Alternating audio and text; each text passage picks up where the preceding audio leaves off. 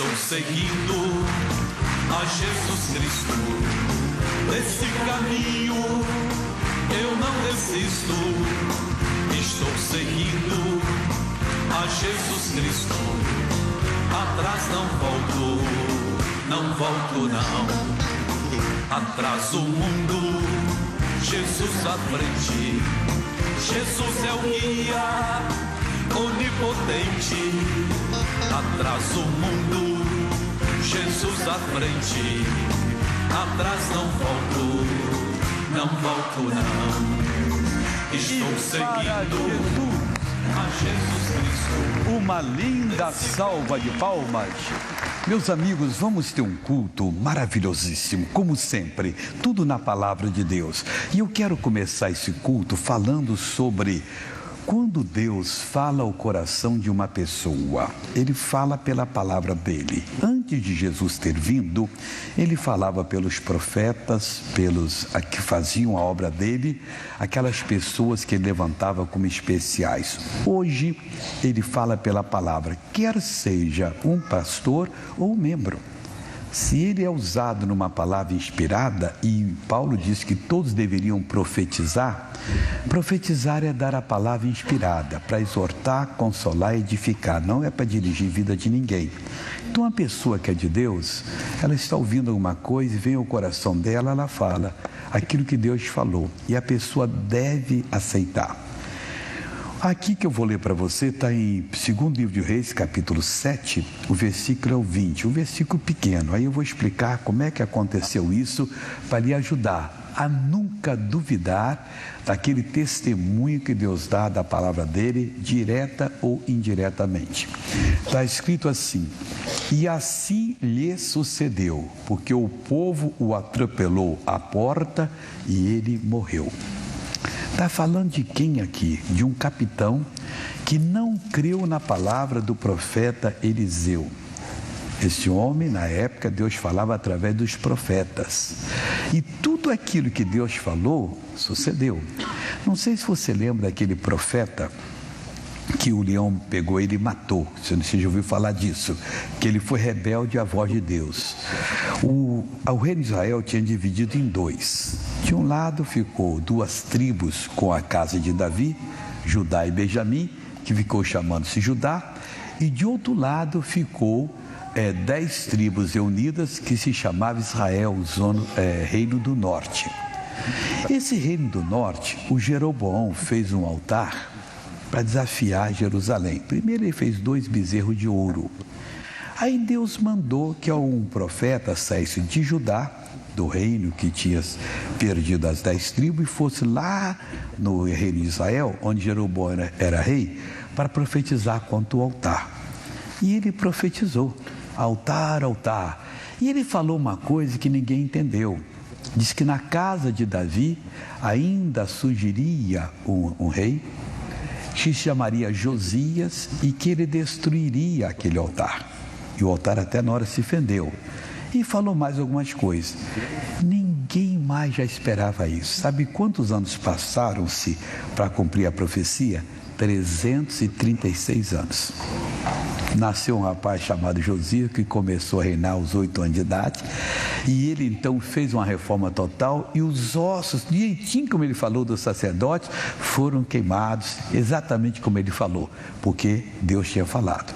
Aqui era o seguinte: o rei de Israel, eles eram idólatras, e eles estavam fazendo coisas erradas em Israel, e adorando Baal, adorando o poste ídolo, Azerá, fazendo o que não podia fazer. Em toda a árvore de Israel tinha lá um trabalho feito para feitiçaria. E ali eles faziam aquelas coisas imundas, que não dá nem para ficar repetindo o que se fazia naquele culto satânico.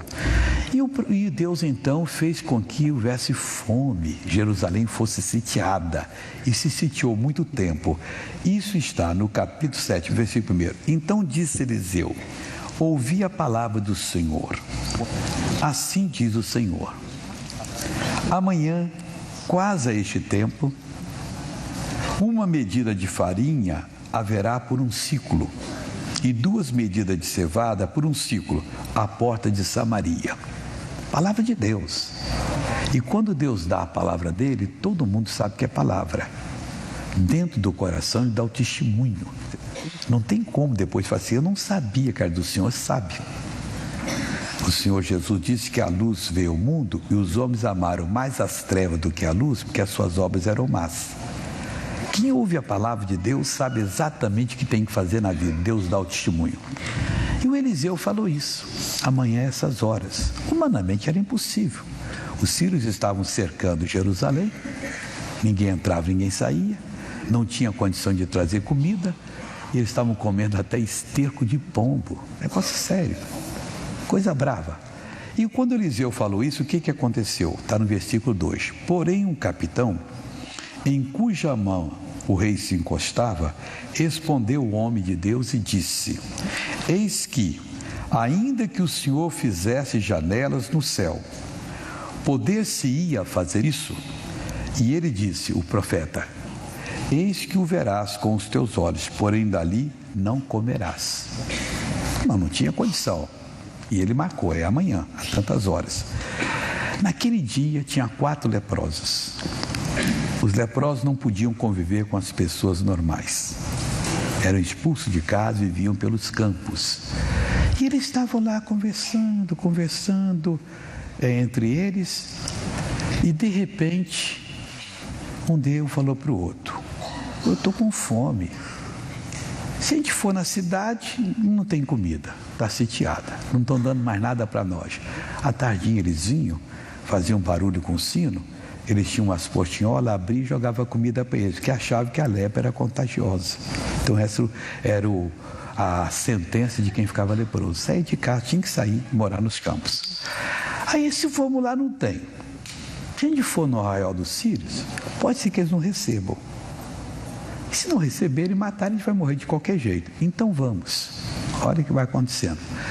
Quando aquilo tudo é inspiração de Deus, o profeta desenhou como é que Deus ia fazer a coisa. 4 leprosos, cada vez que eles iam andando, Deus amplificava o som dos passos dele por 1000 soldados, de uma maneira que só ele sabe fazer. E os sírios ficavam loucos. Rapaz, o rei de Israel alugou exército contra nós somos destruídos, e fugiram todo mundo. Os leprosos chegaram, só tinha a comida lá, não tinha um soldado para tomar conta, mas todo mundo fugiu, deixaram as roupas e tudo, e eles começaram a catar para eles: nós não estamos fazendo bem, a gente tem que avisar. E vieram à porta de Samaria, que era a capital do Israel, do Reino do Norte, e gritaram. E como é que é o negócio? E o povo ouviu. O capitão não queria deixar, o povo atropelou, ele morreu. Exatamente, ele haveria, mas não participaria. O que eu estou falando para você? Não seja louco.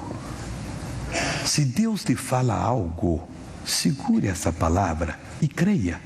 Ainda que aparentemente não tenha jeito, segure, porque Deus está naquela palavra.